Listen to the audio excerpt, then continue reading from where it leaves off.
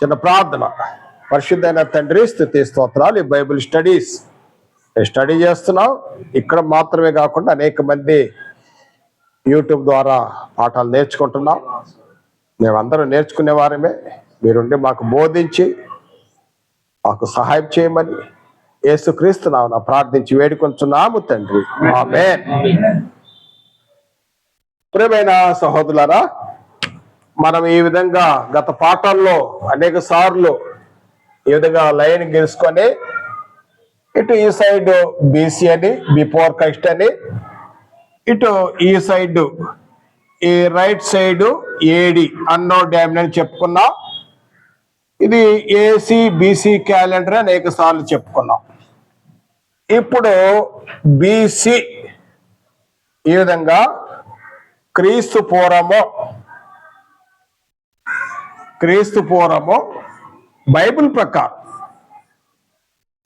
ప్రకారం క్రీస్తు పూర్వం 4004 సంవత్సరాలు సృష్టి అని చెప్పుకున్నాం.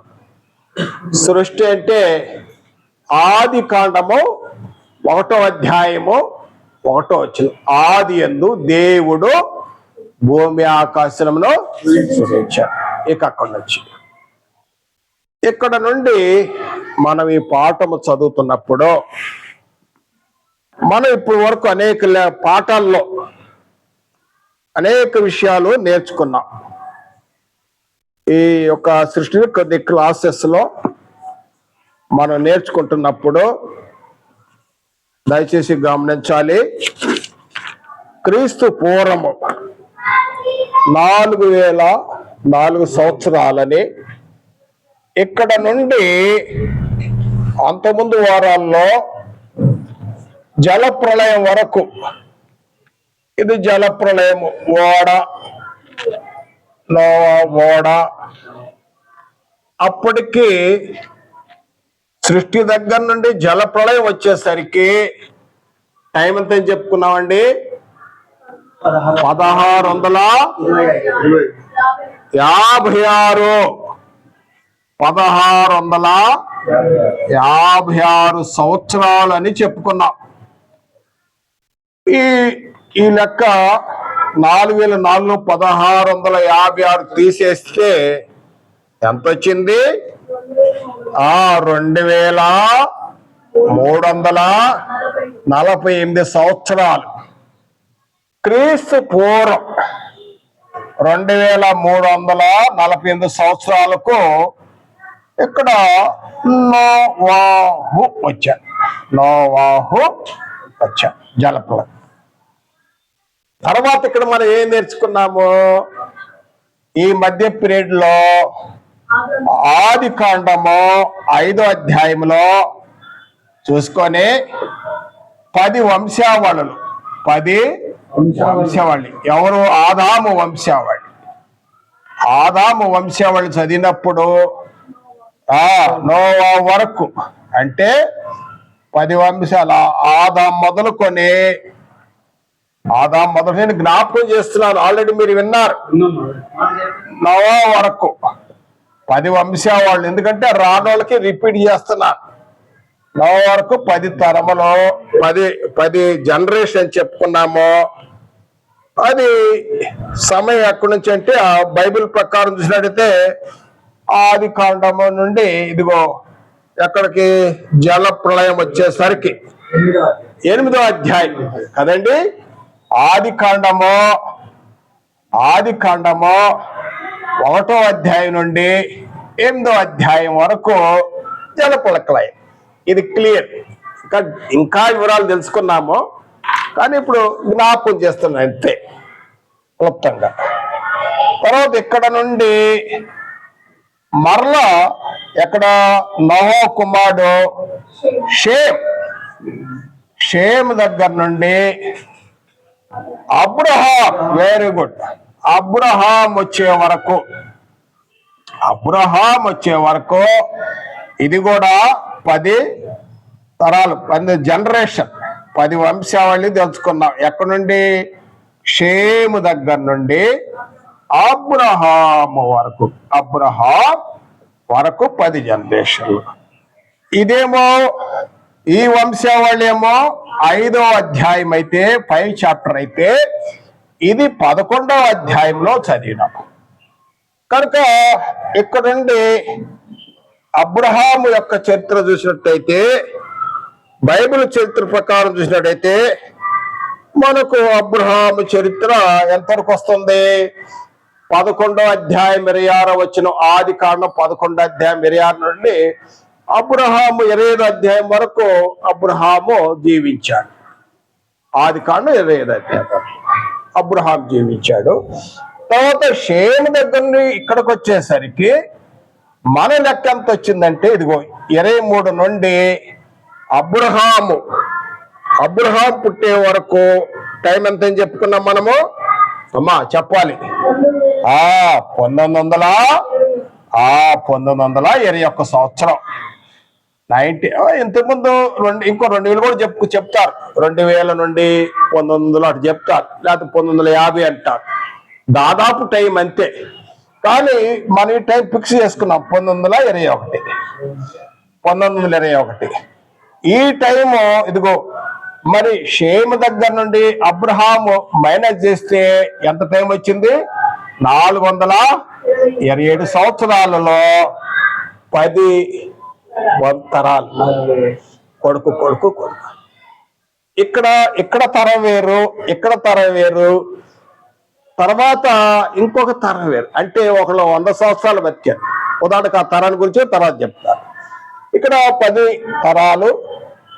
తరాల్లో ఇంత 427 ఇయర్స్ వచ్చింది. తర్వాత అబ్రహాము నుండి ఐగుప్తు చేరే వరకు ఇజ్రాయేల్ అంటే ఎవరు యాకోబు పేరే కదా ఇక నీ పేరు ఇజ్రాయేలే దేవునితోనూ మనుషులతో పోరాడి గెలిచావు కాబట్టి దేవునితో పోరాడావు కాబట్టి ఇక నీ పేరు ఇజ్రాయేలే అన్నాడు కదా. ఎక్కడన్నాడన్నా ఆది కాండం 32:28 35:10 కూడా ఉంది 35:10 కూడా చూడొచ్చు నీ పేరు ఇజ్రాయేలే అన్నాడు. మనం మళ్ళీ చదువుతాం అది కూడా రిఫరెన్స్. కనుక ఇక ఇజ్రాయేలీలు ఐగుప్తు చేరే వరకు ఈ టైం ఎంత అంటే 1706 సంవత్సరాలు 1706 మనం చెప్పుకున్నాం. అందుకని మీరు రెగ్యులర్ రామనేది దయచేసి కంటిన్యూ రామనేది అందుకోసమే 1706 సంవత్సరాలు. ఈ మధ్య టైం మైనస్ చేస్తే ఎంత వచ్చింది 215 సంవత్సరాలు. దీన్ని ఏమని పిలుస్తారు ఇక్కడ నుంచి ఈ కాలాన్ని ఏమని పిలుస్తారు పితరుల యుగము అని చెప్పుకున్నాం కదా.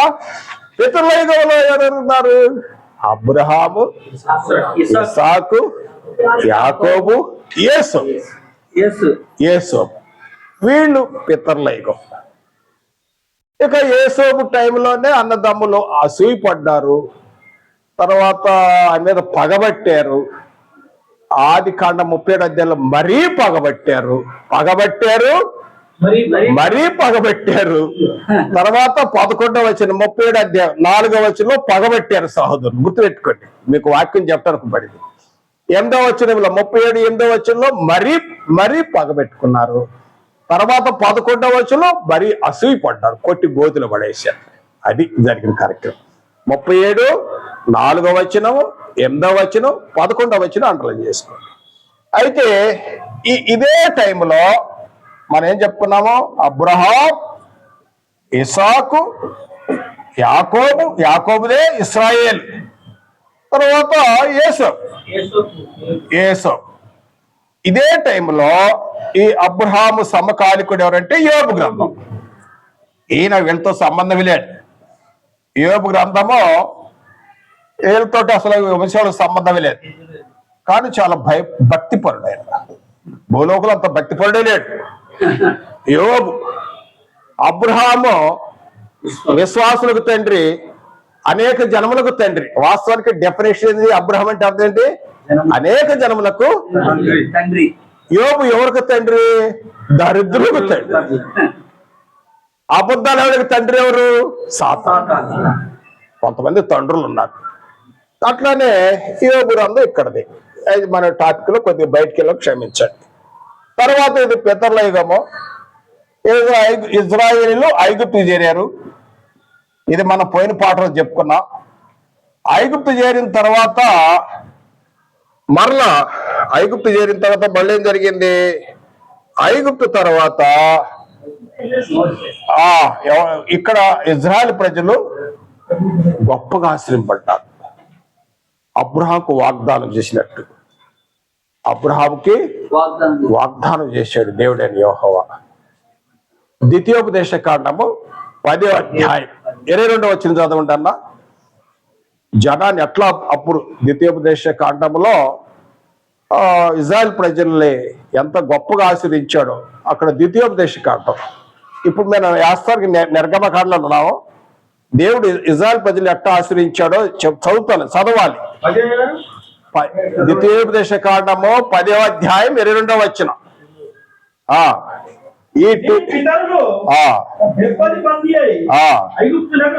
ఐగుప్తులకు వెళ్ళారు. ఎంతమంది వెళ్ళారు?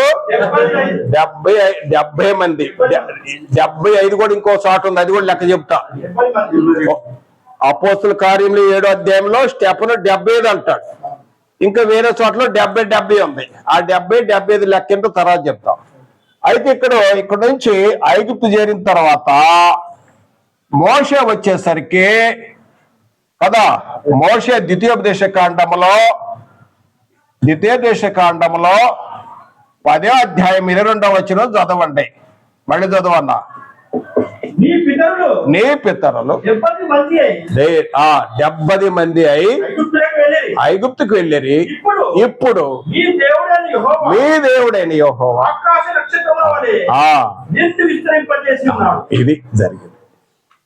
ఈ 215 years లో అంటే ఇక్కడ నుంచి ఈ ఐగుప్తుకి వెళ్ళిన తర్వాత ఫరో అక్కడ యేసోబు ఉన్నాడు, యాకోబు వాళ్ళు 11 కుమారులు. వాళ్ళే ఒక కుమారుడు ఆల్రెడీ ముందు వెళ్ళిపోయాడు. కడుగుటోడు కూడా వచ్చాడు, బెన్యామీను కూడా వచ్చాడు, బుడ్డాడు. వీళ్ళందరూ నా తమ్ముడు అన్నా చూశాడు, పాపం హత్తుకున్నాడు, తమ్ముడిని హత్తుకున్నాడు యేసోడు. అయ్యో నా తల్లి కుమారుడు అని కళ్ళం చూసుకున్నాడు. అవతల పోయి ఏడ్చి మళ్ళొచ్చాడు కదా తమ్ముడిని. కనుక అక్కడ ఈ 70 మంది 215 years లో అప్పటికి ఎన్ని సంవత్సరాలు అయిందంటే 430 సంవత్సరాలు అయింది. ఇక్కడ 215. ఇదిగో పితరులు. మోషే చెప్పాడు కదా, మీ పితరులు. మళ్ళీ చదవన్నా. ద్వితీయోపదేశ కాండం 10వ అధ్యాయము 22వ వచనం. మీ పితరులు. కనుక ఇది పితరుల కాలమే కదా.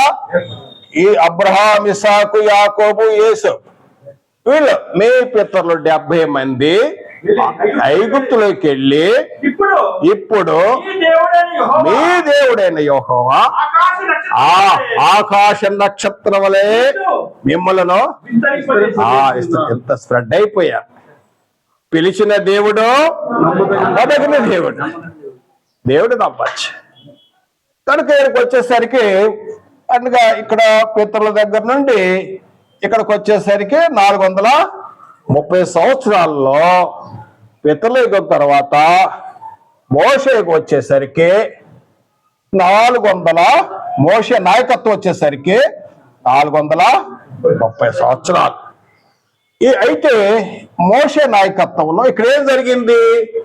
ఇది కూడా చదవాలి మనం. ఏంటంటే యోసేపు టైం చాలా బాగుంది. అప్పుడున్న ఫరో బాగా నడిచింది. యోసేపు చనిపోయాడు. తర్వాత అప్పుడున్న ఫరో చనిపోయాడు. చనిపోయిన తర్వాత ఇక ఇజ్రాయెల్ ప్రజలు మామూలు లేదు. ఒకసారి నిర్గమకాండం తీయండి, అది కూడా చదువుతారు. మీరు ఎంతో ఓపికతో వినాలి. మీరు బోధకులు, మనం అందరూ బోధకులవే. నిర్గమకాండము 1వ అధ్యాయం. ఇది 1వ పితరుల యుగం ఎప్పుడు పూర్తయిందంటే ఆది కాండం 50 అధ్యాయానికి పూర్తి అయిపోయింది అనా. 12వ అధ్యాయం అబ్రహాం మొదలుకొని ఐగుప్తు చేరే వరకు ఆది కాండము 50వ అధ్యాయం పూర్తి అయిపోయింది. ఇప్పుడు ఈ 215 ఇయర్స్ ఎక్కడి నుంచి మొదలైందంటే నిర్గమ కాండము 1వ అధ్యాయం నుండి 14వ అధ్యాయం వరకు. 1వ అధ్యాయం నుండి 14 తర్వాత 15వ అధ్యాయంలో ఎర్ర నది దాడుతారు, ఎర్ర సముద్రం దాడుతారు. నది కాదు అది, సముద్రం, ఎర్ర సముద్రం దాడుతారు. యెహోవా గానము చేసేదము, యెహోవాను గానము ఆ పాట పాడతారు. ఎక్కడ? నిర్గమ 15వ అధ్యాయంలో. నిర్గమ కాండం 15వ అధ్యాయం పాట పాడుకుంటా అప్పుడు మిరియాం కూడా మంచిగా నాట్యం చేస్తుంది తాంబూర తీసుకొని కదా. ఆ అధ్యాయం మీరు చూస్తే ఈ నది దాటి వచ్చిన తర్వాత నది దాటారు. ధర్మశాస్త్రం ఎందులో దొరికింది? నది దాటిన తర్వాత 1-2 నెలల లోపే, గుర్తుపెట్టుకోండి. Only 50 days only. 16వ అధ్యాయం నిర్గమ కాండం 16వ అధ్యాయం మొదలుకొని 20వ అధ్యాయం వరకు చూస్తే ఓన్లీ 50 రోజుల లోపే ధర్మశాస్త్రం ఇచ్చేసాడు దేవుడైన యెహోవా. ఇదిగో ఇక్కడ మౌంటైన్ సినాయి కొండ. సినాయికి ఇంకొక పేరు ఉంది, హోరేబు. హోరేబ్, సినాయి, హోరేబ్ అంతా ఒకటే. ఈ మౌంటైన్ దగ్గరికి వచ్చేసరికి ఒక 50 days, దాదాపు 50 days లోనే 10 ఆకులు వచ్చేసినాయి. ఈ విషయాన్నే అపోస్తలుడైన పౌలు గారు గలతీ పత్రిక అన్న కూర్చోల్చిపోయాడు మా అన్న కూర్చో. గలతీ పత్రిక 3వ అధ్యాయము 16-17 వచనాలు చదవండి అన్న. గట్టిగా చదవాలి, తప్పు లేకుండా చదవాలి, స్పష్టంగా వచ్చాడ కరెక్ట్ చదవాలి, అందరికి వినపడాలి. గలతీలు రాసిన అపోస్తలుడైన పౌలు గలతీలకు రాసిన పత్రిక 3వ అధ్యాయము 16-17 వచనములు. అబ్రహామునకును అతని సంతానమును వాగ్దానము చేయబడెను. అన్నా ఏంటి? బయలు చదవాలి, క్లియర్ చదవాల, బయలు చదవండి, తప్పులు చదువుతున్నారు. అబ్రహామునకును సంతానమునకు అన్నాడు. ఇందాక సోదరు సంతానములను చదివే. సంతానమునకును వాగ్దానము చేయబడెను. ఆయన అనేకులను గూర్చి అన్నట్టు సంతానములకు అని చెప్పక ఒకని గూర్చి అన్నట్టే. చదవన్నా, నీ సంతానమునకు అనేను. ఆ సంతానము క్రీస్తు. నేను చెప్పినదేమనగా 430 సంవత్సరాల తర్వాత వచ్చిన ధర్మశాస్త్రం వాగ్దానమును నిరర్ధకము కాలేదు. ఇది కదండి ఈ లెక్క చూపించాను. అందుకోసం మీకు ఉపోద్ఘాతములో ఈ విషయాలు చెప్పాల్సి వచ్చింది. 430 సంవత్సరాలు వాగ్దానము ఎవరు చేశాడు? దేవుడైన యెహోవా అబ్రహాము చేశాడు. అబ్రహాముకు వాగ్దానం చేశాడు. ఆది కాండం మనకందరూ తెలిసి 12వ అధ్యాయంలో 13వ అధ్యాయం లోతు వెళ్ళిపోయిన తర్వాత రేణుల వల్ల నీ జనాన్ని స్థిరపజేస్తానన్నాడు. తర్వాత 15వ అధ్యాయంలో మళ్ళా బలపరుస్తున్నాడు. 15వ అధ్యాయంలో అప్పుడేమో 13వ అధ్యాయంలో ఆ రేణువు లెక్క పెట్టమన్నాడు. 15వ అధ్యాయంలో నువ్వు ఆ టెంట్ నుండి బయట రావా అన్నాడు. నువ్వు రా, బయటకు రా, బయటకు రా. ఎందుకు నువ్వు అంత బాధపడతావు, డిసప్పాయింట్మెంట్ అయ్యా? ఆకాశం వైపు చూడాలి, లెక్క పెట్టారు. వాక్యం వచ్చింది, దేవుడు రాలేదు. ఎవరో వాక్కు. ఆయనకి 15వ అధ్యాయంలో వాక్కు వచ్చింది, వాక్కు ప్రత్యక్షమైంది ఆయనకి. ఆ వాక్కు వచ్చి లెక్క పెట్టమన్నారు. లెక్క పెట్టే కావాల కాదన్న, అంత జనవతారు నిచ్చాను అని చెప్పాడు. అందుకని అతడు దేవుని నమ్మాడు. అది నీతిగా, దేవుడు ఆయన నీతిగా ఇచ్చాడు. పిలిచిన దేవుడు నమ్మదగిన వాడు కనుక దేవుడు వాగ్దానం చేశాడు కాబట్టి పౌలు గారు ఇక్కడ క్లియర్ చేస్తాడు గల్తీ పత్రికలో 3వ అధ్యాయంలో, గల్తీ పత్రిక 3వ అధ్యాయం 16 ఒకటేం నీ సంతానము అన్నాడు, సంతానములు అని చెప్పలేదు. ఎందుకంటే అనేక సార్లు దేవుడైన యెహోవా అబ్రహామును, ఇస్సాకును, యాకోబును వాళ్ళకి ప్రత్యక్షపరుస్తూ నేను సర్వశక్తి గల దేవుడును అంటా వచ్చాడు. అసలు ఆయన పేరే చెప్పలే వాళ్ళకి. పితరుల యుగములో ఆయన పేరేం చెప్పలేదు. చెప్పకుండా నేను సర్వశక్తి గల దేవుడును, అద్వితీయ దేవుడును, ఆల్ మైటీ గాడ్ యెహోవా, నేనే దేవుడిని చెప్పుకుంటూ వచ్చాడు. అంతవరకే చెప్పాడు అంతే, పేరు చెప్పలేదు. తర్వాత పితరుల యుగము అబ్రహాంకు వాగ్దానం చేశాడు. చేసిన వాగ్దానం నిరర్ధకం కాలేదు. అబ్రహాంకు చెప్పాడు నేను నీ జనాన్ని ఆశ్రయిస్తానని. అది ఆ వాగ్దానం నిరర్ధకం కాలేదు. ఇదిగో ఇక్కడ నెరవేరిందని గల్తీ పత్రిక 3వ అధ్యాయము 17వ వచనం చెప్తున్నాడు. 17వ అధ్యాయంలో వాగ్దానము 400 సంవత్సరాల తర్వాత, 430 సంవత్సరాల తర్వాత వచ్చిన ధర్మశాస్త్రం వచ్చేసరికి ఎప్పుడైంది? ఇదండి. ఈ లెక్క మనము గత పాఠములో ఇన్ని భాగాలు నేర్చుకున్నాం. ఒకటి ఏం నేర్చుకున్నాం, మళ్ళీ రిపీట్ చేస్తున్నానండి. ఒకటి జలప్రళయం ముందు వీళ్ళు పూర్వ పితరులు, వీళ్ళు అబ్రహాం నుండి యేసోబు వరకు పితరుల కాలము. తర్వాత ఐగుప్తు చేరిన తర్వాత మళ్ళీ వీళ్ళు ఎంత శ్రమ పెట్టబడ్డారంటే మామూలు శ్రమలు కాదు. ఇప్పుడు తీయండి నిర్గమకాండం 1వ అధ్యాయం తీయండి. వాళ్ళు ఎంత శ్రమ పెట్టారంటే వాళ్ళని ఈ వచ్చినండి 12వ వచనం చదవండి అన్న. ఆయనను ఐగుప్తీయులు కొలది విస్తరింపి ప్రబలి గనుక ఇజ్రాయేలీయుల అసహ్యపడిరి. ఇజ్రాయేల్ చేత ఐగుప్తులు కఠినంగా సేవ చేయించుకున్నారు. వారు ఇజ్రాయేల్ చేత చేయించుకునే ప్రతి పనియు కఠినంగా ఉండేది. వారు జిగట మంటి పనిలోను, ఇటుక పనిలోను, పొలములోను చేయి ప్రతి పనిలో కఠిన సేవ చేయించి వాళ్ళ ప్రాణాలని విసిగించారు. అప్పుడు వాళ్ళు యెహోవాకు మొరపెట్టారు. దేవుడు వారు మొరను వాగ్దానం చేసిన దేవుడు, నమ్మదగిన దేవుడు కనుక ఆ వాగ్దానం నెరవేర్చడానికి ఇదిగో మోషేను లేవనెత్తాడు. ఈ పీరియడ్లో మోషే ఐగుప్తు చేరిన ఇజ్రాయేలీలు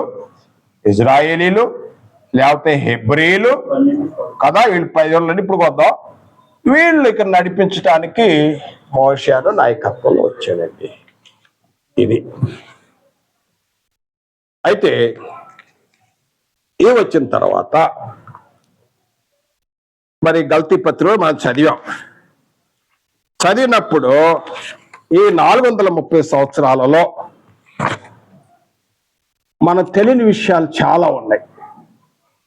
ఏంటంటే ఇప్పుడు కొన్ని ప్రశ్నలు అడుగుతాను, మీరు ఎంతమంది ఆన్సర్ చేయగలుగుతారో చూద్దాం. తర్వాత యూట్యూబ్ ప్రోగ్రాంలో తెలియజేస్తా, నోట్ చేసుకోండి. ఈ అబ్రహాం మొదలుకొని సినాయి కొండ దగ్గర ధర్మశాస్త్రం 430 సంవత్సరాలలో ఇజ్రాయెల్ ప్రజల్లో వాళ్ళకు వచ్చిన కొన్ని ఆ యొక్క పేర్లు, దాని అర్థాలు తెలుసుకుందాం. మనం నేర్చుకుంటాం కాబట్టి ఫస్ట్ ప్రశ్న ఏంటంటే, ఇజ్రాయేలులకు హెబ్రీల్ అనే పేరు ఎలా వచ్చింది? నోట్ చేసుకోండి. హెబ్రీల్ అనే పేరు ఎలా వచ్చింది? ఎంతమంది ఆన్సర్ చేయగలుగుతారో మంచిదే, చేయగలిగితే మంచిదే. దాని గురించి మనం చూద్దాం, చాలా డీప్గా చదువుదాం. తర్వాత రెండోది, అసలు వీరికి ఇజ్రాయెల్ అనే పేరు ఎలా వచ్చింది? ఇజ్రాయెల్ పేరు రెండవది. రెండు అయిపోయినాయి. మూడవది, ఇజ్రాయెల్ దేశాన్ని పాలిస్తానా దేశం ఎలా వచ్చింది? బైబిల్లో ఇప్పుడు మనం చూస్తే బైబిల్ ఎండింగ్ లో కూడా పాత నిబంధన పాలిస్తానా దేశం అని పేరు పెట్టుకుంటూ వచ్చారు. కొత్త నిబంధన పాలిస్తాన్, ఇదిగో మ్యాపులు ఉన్నాయి కదా, ఈ మ్యాపుల్లో అక్కడ ఏ రాసింది? కొత్త నిబంధన పాలిస్తానా అని, పాత నిబంధన పాలిస్తానా అని ఉంటుంది. చూడండి ఇక్కడ, కొత్త నిబంధన పాలిస్తానా, పాత నిబంధన పాలిస్తానా అని ఉంటుంది. అసలు పాలిస్తానా పేరు బైబిల్లో లేదు కదా. ఓకే, గుర్తు చెప్పండి, నో ప్రాబ్లం. అసలు నోట్ చేసుకోండి అంతే, తర్వాత మళ్ళీ చెప్పుకుందాం. తర్వాత చూడైతే ఇజ్రాయెల్, మరి అబ్రహాం అసలు ఎక్కడ పుట్టాడు? అసలు ఇజ్రాయెల్ ఎవరు, హెబ్రీలు ఎవరు అంటే ఎక్కడికి వెళ్ళాలి? ఇజ్రాయెల్ అంటే యాకోబు అనుకున్నాం. యాకోబు తండ్రి ఎవరు? ఇస్సాకు. ఇస్సాకు తండ్రి ఎవరు? అబ్రహాం. అబ్రహాము తండ్రి ఎవరు? తెరహు. తెరహు తండ్రి ఎవరు? నాహోరు. నాహోరు ఎక్కడ పుట్టుకొచ్చాడు? వీళ్ళు ఎక్కడోళ్ళు? ఈ బయోగ్రఫీ మనం చూడాలి, వీళ్ళ వంశావళి వెతకాలి. అప్పుడు అబ్రహాం పుట్టు పూర్వోత్తరాలు అసలు ఏ ప్రాంతం నుండి వచ్చాడు ఇతర వ్యక్తి చెప్పాను, కానీ అందరికి తెలియదు. నేను అడిగిన దానికి చెప్పలేను. అదనమాట, చెప్పారు, ఎన్నోసార్లు చెప్తాం. నేను చెప్పింది చెప్పుకుంటా పోతే ఎలా ఉంటుందంటే మర్చిపోతాను. మనం వీఆర్ హ్యూమన్. నేను చెప్పన్నా, చెప్పు, ఏం చెప్పావు చెప్పు, ఏం చెప్పారు చెప్పండి అంటే చెప్పలేరు. చెప్పారు, బాగానే చెప్పారు. అప్పుడు ఆ రోజు బాగానే ఉంటది, వింటానికి సొప్పుగా ఉంటది, తర్వాత గుర్తుండదు అనమాట. అదనమాట. అందుకనే బైబిల్లో పరిశుద్ధాత్ముడు అంటున్నాడు. పరిశుద్ధాత్ముడు వచ్చినప్పుడు యోహాను సువార్త 14:26 ఆయన వచ్చి మీకు జ్ఞాపకము చేయును, బోధించును అన్నాడు. జ్ఞాపకము చేయును, బోధించును. యోనా పత్రికలో 5వ వచనం, మీకు తెలిసిన విషయాలే, ఆల్రెడీ మీరు విన్నారు, కానీ నేను జ్ఞాపకం చేస్తున్నాను అంటాడు. నేను జ్ఞాపకం చేస్తాను, విన్నారు మీరు, కాదట్లేదు, జ్ఞాపకం చేస్తున్నాను. ఇది బైబిల్ క్లాస్ యొక్క ఉద్దేశం. విన్నావు కాదు, ఎంత గుర్తుపెట్టుకున్నావు, అదనమాట. తర్వాత చూస్తే అబ్రహాం పుట్టు పూర్వోత్తరాలు, ఇది ఒక ప్రశ్న. తర్వాత చూస్తే దేవుడు అబ్రహాంకి ఏ వాగ్దానం చేశాడు, మరి ఏ విషయం మీద ఆయన నమ్మాడు, ఆ వాగ్దానం చేసిన ఆ సంతానం ఎవరు, ఆ సంతానమందు భూలోక జనులందరూ ఎలా ఆశీర్వదింపబడుతున్నారు, మరి ఇజ్రాయెల్కి వచ్చిన ఆశీర్వాదాలు ఏంటి, మరి ఆ సంతానమందు మరి భూలోకంతో ఆశీర్వదింపబడుతున్నారు, ఏ విధంగా ఆశీర్వదింపబడతారు, ఈ ఆశీర్వాదం ఎక్కడ, దేని సంబంధం, ఇన్ని ప్రశ్నలు కదండి. కాబట్టి మనం చూసినట్టయితే ఎన్ని ప్రశ్నలు, మళ్ళీ ఒకసారి జ్ఞాపకం చేస్తాను, మళ్ళీ గుర్తుపెట్టుకోండి. మరి ఈ ప్రశ్నలకి ఎంతమంది ఆన్సర్ చేయగలుగుతారో. ఒకటి, ఇజ్రాయెల్ ప్రజలకు హెబ్రీలు అనే పేరు ఎలా వచ్చింది, ఆ రెండవది అసలు ఇజ్రాయెల్ పేరు, ఆ ప్రజలకు ఇజ్రాయెల్ పేరు అనేది ఎట్లా వచ్చింది, తర్వాత మూడోది ఇజ్రాయెల్ దేశం బైబిల్లో లేదు, ఆ ఇజ్రాయెల్ దేశం అనేది పాలిస్తానా దేశం అనేది బైబిల్లో పేరు లేదు కదా. బైబిల్లో ఏం పేరు ఉంది? దేవుడని యెహోవా అబ్రహాముకు వాగ్దానం చేసినప్పుడు పాలు తేనె ప్రవహించే దేశము అన్నాడు, కనాను దేశము అన్నాడు, వాగ్దాన దేశము అన్నాడు కదా. కొన్ని సందర్భంలో ఇజ్రాయెల్ ఆ ప్రాంతంలో స్థాయి వాళ్ళు ఆక్రమించుకున్నారు. ఎవరు? యెహోషువ టైంలో ఆక్యుపై చేశారు. యెహోషువ టైంలో మొత్తం 7 తెగలను ఎల్లగొట్టేసి దేవుడైన యెహోవా యెహోషువ టైంలో ఆక్యుపై అయిపోయారు వాళ్ళు. ఇప్పుడు పాలిస్తానా, కనుక ఆ పాలిస్తానా దేశం అనే పేరు బైబిల్ ఏంది, మరి ఎట్లా వచ్చింది, మరి ఆ సంతానం అంటే ఇందాక చదువుకున్నాం. ఎవరు ఆ సంతానము? క్రీస్తు. క్రీస్తు ఇజ్రాయెల్ ప్రజలు, అన్ని జనులు ఎలా బ్లెస్సింగ్ అయ్యారు, వీరందరూ వాగ్దాన వారసులు ఎలా అయ్యారు, అసలు ఇజ్రాయెల్తో మనం కలటానికి అవకాశమే లేదు. మరి క్రీస్తునందు అది సాధ్యమైంది. ఈ ప్రశ్నలండి. ఓకే, మీరు ఆన్సర్ నోట్ చేసుకోండి. ప్రశ్నలు దాదాపు 5-6 ప్రశ్నలు చెప్పాము మీకు. ఇప్పుడు నేను మళ్ళీ తర్వాత లెసన్లో యూట్యూబ్ ద్వారా ఈ ఆన్సర్లు ఇవ్వబడుతుంది, యూట్యూబ్ ద్వారా కదండి. దయచేసి ఈ విషయాన్ని, ఇది ఒక హోంవర్క్ అనుకోండి. దీని ఆన్సర్ మీకు యూట్యూబ్ కార్యక్రమంలో కూడా తేటగా కనిపిస్తుంది. ఓకే, వందనాలు.